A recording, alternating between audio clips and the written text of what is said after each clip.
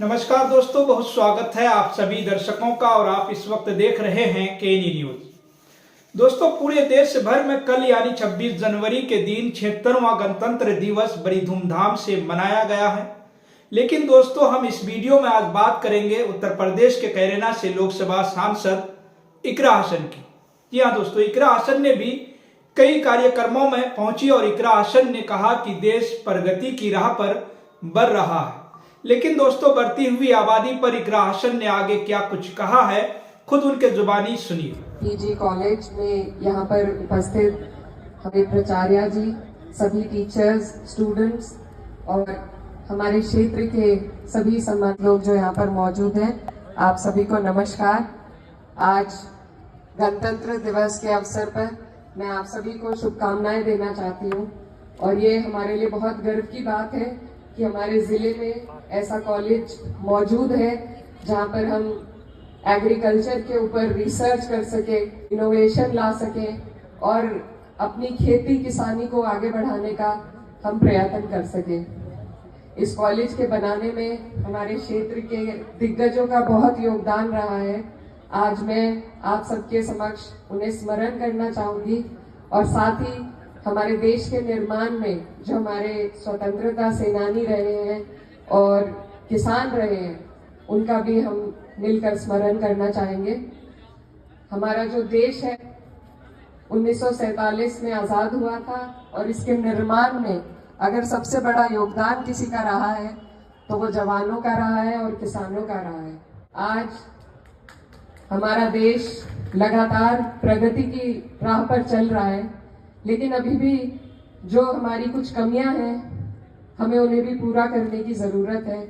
जैसा हम सुनते आ रहे हैं कि आबादी बढ़ती जा रही है और जो हमारा लैंड है वो कम होता जा रहा है, तो कृषि उत्पाद के लिए जो भूमि है वो धीरे धीरे कम पड़ती जा रही है। इसलिए आज के दिन में अगर किसी चीज की सबसे ज्यादा जरूरत है तो वो यही है कि हम लोग कम भूमि में ज्यादा से ज्यादा लोगों को किस तरीके से उनका पालन पोषण कर सके, ये सोचने की, इस पर काम करने की हमें जरूरत है। और प्राचार्य जी से मेरी बात हो रही थी तो यहाँ पर एंटोमोलॉजी और बॉटनी और रिसर्च और इनोवेशन जो हमारे एग्रीकल्चर के फील्ड में यहाँ पर चल रहा है, उसके लिए मुझे वो सब जानकर बहुत खुशी हुई कि हमारे क्षेत्र से ही सॉइल और एग्रीकल्चर पर रिसर्च इस प्रकार इस कॉलेज में चल रहा है। हम जितना भी योगदान अपनी खेती को बचाने में, ऑर्गेनिक बनाने में और ज्यादा से ज्यादा उत्पाद लाने के लिए अगर जितना भी योगदान कॉलेज और रिसर्च का रहता है, उतना और किसी चीज का नहीं रहता। शिक्षा वो रोशनी है जो हर अंधेरे को मिटा सकती है।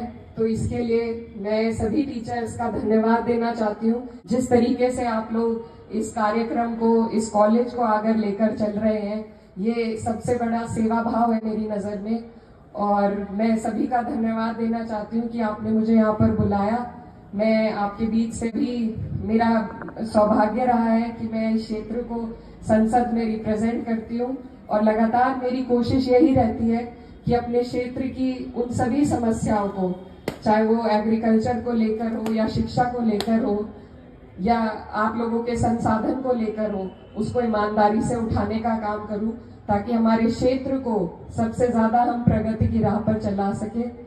हम लोग हर जगह मेहनत नहीं कर सकते, लेकिन जितने भी लोग यहाँ पर मौजूद हैं, अगर अपनी अपनी फील्ड में हम लोग ईमानदारी के साथ मेहनत करें और इस सोच के साथ मेहनत करें कि हमें अपने देश के लिए, जैसे हमारे पूर्वजों ने बलिदान दिया था, उसी तरीके से ईमानदारी के साथ अपने क्षेत्र में हम योगदान देकर अपने क्षेत्र को जितना भी आगे बढ़ा पाएंगे, वही हमारे देश को आगे लेकर जाएगा।